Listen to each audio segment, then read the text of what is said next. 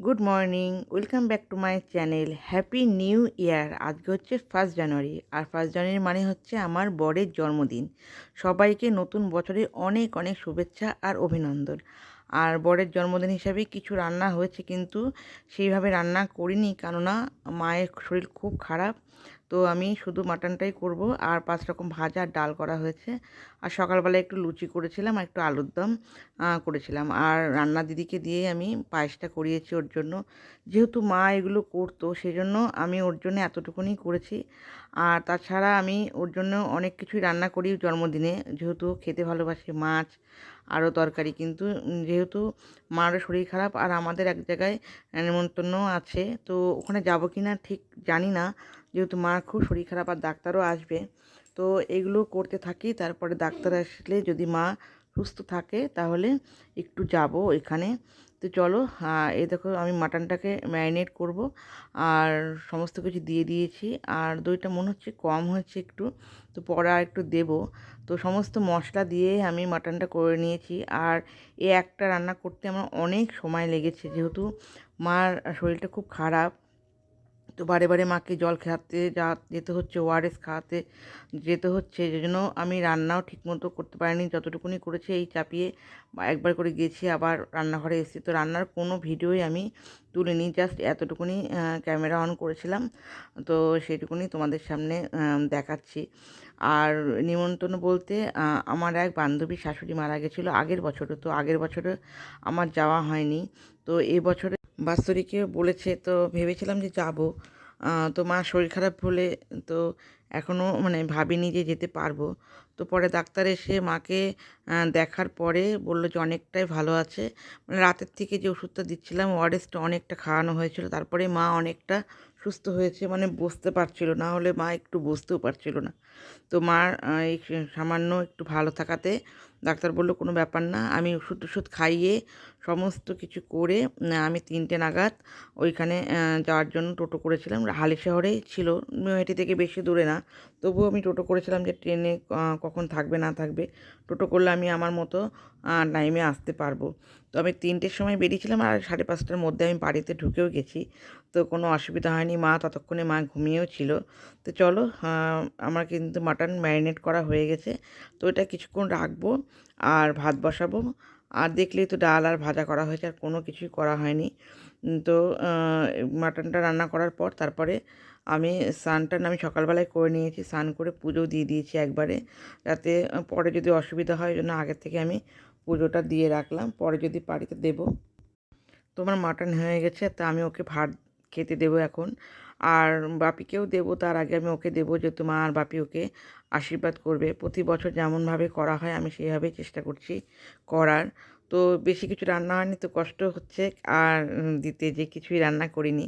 তো যেহেতু মার শরীর খারাপ, তো সেটা কিছু মনে করেনি, কারণ আমি তো রান্নাঘরে বেশিক্ষণ সময়ও দিতে পারিনি। দিদি যা করে দিয়ে গেছে ডাল আর ভাজা, আর আমি মাটনটা করেছি। তো চলো, এই দিয়ে ওকে খেতে দেবো। তো ও কিন্তু নেমন্তন্ন বাড়িতে কিছুই খায়নি, শুধু দই মিষ্টি খেয়েছিল। তো চলো ওকে খেতে দিয়ে দিই। আর এই দেখো মাছ আর যে কটা ভাজা করেছিল, এই একটা একটা করে দিয়েছে। আর ভাত খুব অল্প দিয়েছিল, আমি ভাবছিলাম যে ওখানে গিয়ে যদি খায়, সেজন্য অল্প ভাতই দিয়েছিলাম। কিন্তু এতটুকুনি খেয়েও ও ওখানে গিয়ে কিছুই খায়নি, শুধু দই আর মিষ্টি খেয়েছিল।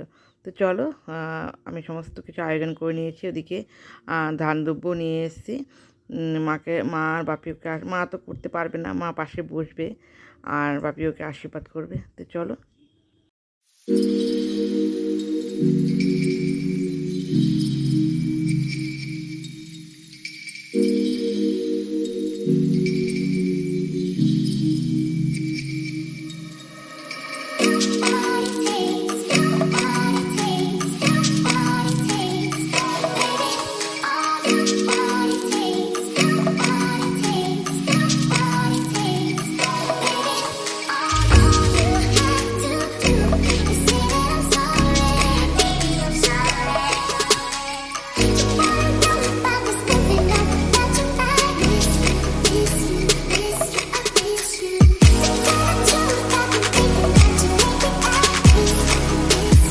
ঝাঁকটা বাজা,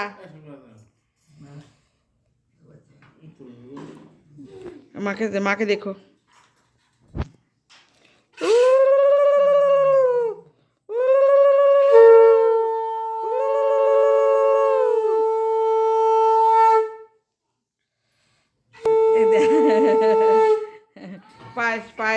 মাকে পায়েসটা খাইয়ে দাও খালি।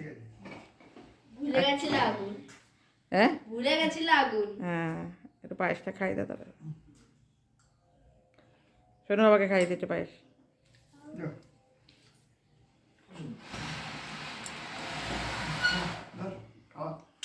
খাইয়ে দে, মাকে একটুখানি খাইয়ে দেবেন এই সামান্য। দাদিকে দেখা যাচ্ছে না, দিকে চলে যাও। কম আছে, ঠিক আছে। দাদি তো ঢেকে গেল। একটু মাকে খাইয়ে দাও তুমি। যা তুই যা। মামা একটুখানি নাও, বেশি দিও না, ওই খাওয়া না, একটু সামান্য দাও বাস। ভাবে তুমি বসো খেতে। হ্যাঁ কেন কয়টা বলেছে? ওটা ভিটামিন মনে হয়। খাও যেটা। ও তো মাকে দিও না, মাকে দিও না, মাকে দিও না। তুমি যেটুকুনি পারো খাও, না আবার রেখে দাও। তো বাপিকেও খেতে দিয়ে দিয়েছি, আর মাকে খাইয়ে সমস্ত ওষুধ খাইয়ে মাকে একদম শুয়ে রেডি করিয়ে তারপরে আমি স্নান করতে গেছি।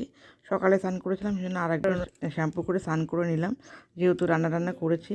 তো স্নান টান করে আমি রেডি হয়ে যাচ্ছি, আর বারে বারে বাপিকে বলছি মা কেমন থাকে, যত প্রবলেম হোক না কেন আমাদেরকে ফোন করবে, টোটো নিয়ে যাচ্ছি, কোনো অসুবিধা হলে আমরা দৌড়ে চলে আসতে পারবো।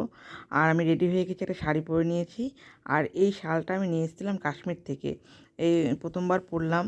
তো শীতের জিনিস তো সেইভাবে পরা হয় না, শীত তো 2 মাস থাকে, তার মধ্যে ঠান্ডাও পড়ে না। তো খুব ইচ্ছে হচ্ছিলো শালটা পরার, তো আজকে পরে নিয়েছি। খুব সুন্দর, দেখতেও খুব সুন্দর, আর এত সফট, খুব ভালো লাগছিলো আমার পরে। তো আমি তো কাশ্মীর থেকে কী নিয়ে এসেছিলাম কোনো কিছু শেয়ার করিনি, তো আজকে এটা পরলাম, তাই তোমাদের দেখালাম। তো চলো, আমি পুরো রেডি হয়ে গেছি, এখন বেরোবো। টোটো চলে এসে দাঁড়িয়ে আছে, তো আমরা এখন বেরিয়ে গেছি।